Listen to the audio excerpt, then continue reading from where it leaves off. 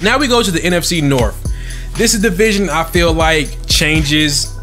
It's pretty much the same over the years. Packers are usually the big dog in this division.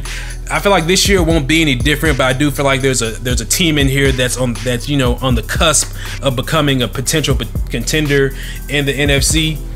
You have the Bears. Bears are going to be horrible this year. They lost Kevin White for an unforeseeable future. We don't know if he's going to be out for the full season or maybe just a couple of games.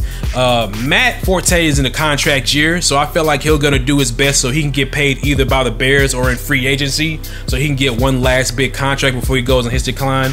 Jay Cutler, we don't know how many interceptions he's going to throw. Marty B's been really good for them, so he'll be a big target for him. And then, of course, Alshon Jeffrey, with the departure of Brandon Marshall, is going to be their #1 target on offense. On defense, man, I don't know.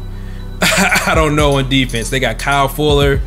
That's probably they cut Tim Jennings. That's maybe the only person I could think of on that defense. That defense is going to be, they're going to have to rebuild that defense through the draft. But like I said, I see the Bears being a 4-12 team, maybe even a 3-13 team. I don't see them winning that many games.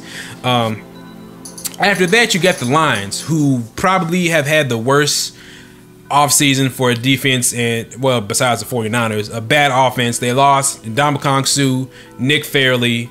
They signed Rashid Mathis to help out with the corners, but on offense, you still got Calvin Johnson, Golden Tate. They drafted Abdul Muhammad, I forget his name, the running back from Wisconsin.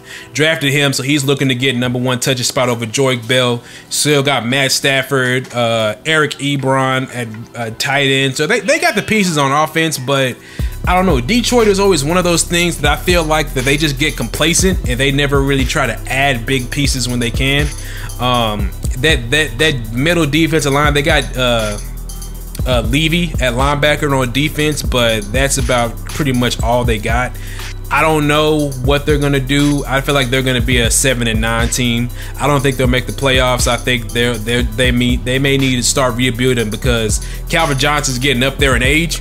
You know, he's starting to get, you know, kind of Dez and Julio Jones is creeping up on him for the best receiver in the league, and Antonio Brown. So it may be time to maybe think about the future without Calvin Johnson. Now, I know he's not that old. I think he's only like maybe 30 or 31, maybe 29. Not sure about his age, but in receiver years, he's getting up there in age. So, like I said, I got the Lions finishing either 4th or 3rd in this division. Now, the team that I think will be a surprise, and I may think even make the playoffs as a wild card, is the Minnesota Vikings. Hear me out. Let me tell you why. So they didn't have AP last year. Teddy Bridgewater showed that he was a very good quarterback and he can grow into a franchise quarterback for the Vikings. They got Mike Wallace in the offseason. They got Kenny Stills in the offseason.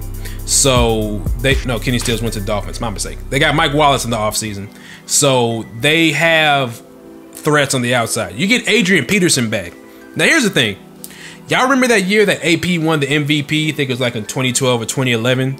And people would stack 8 in the box and he would still break long runs. He would still get like 100 yards, 150 yards a game. Now imagine that AP, mind you, he hasn't played in a year, so he may be a little rusty, but he don't have any, you know, wear and tear of a year's playing in the NFL on him. Imagine that with a passing game that you gotta account for. Imagine Mike Wallace and Cordell Patterson just going deep on streaks, you know, pulling it, you know, blowing the top off the defense, and, you know, AP running a draw and being one-on-one coverage against a corner. That's what I imagine with the team. And plus, they got a great young defense. You got Harrison Smith, Xavier Rhodes, Everson Griffin, great young core cornerbacks, great young core defense that played very well towards the end of last year. So I have them maybe being 10-6, maybe 11-5, but I do have them sneaking in as a wild card in the playoffs. And of course, the team that I have winning the division, the Green Bay Packers. Now, this is almost a given. They did lose Jordy Nelson for the year. Randall Cobb does have a shoulder injury, but he should be ready by week 1. But I feel that even without Jordy Nelson, they still have Devontae Adams. So they still have the other wide receiver that they drafted this year. So they have talent. You know, you still got Randall Cobb, who I think on any other team, Randall Cobb could be a #1 wide receiver. Like, put him on any other team, like put him on the Patriots, he'll be a #1 wide receiver easily. But I feel like it's Aaron Rodgers. Like, you know, you got Eddie Lacy too. They have probably one of the top offensive lines in the NFL. So, you know, the defense isn't the greatest. You know, they still got Clay Matthews. They moved to middle linebacker. Julius Peppers on the outside. BJ Raji. All those people. So they still have a very good defense, but that offense, Aaron Rodgers, like I said, he's like the Tom Brady of the NFC. You know, he's just going to make stuff happen. He's going to run that offense. They're going to score points. So I still have them as one of the big dogs in the NFC, probably being a number 2 seed under Seattle and winning that division.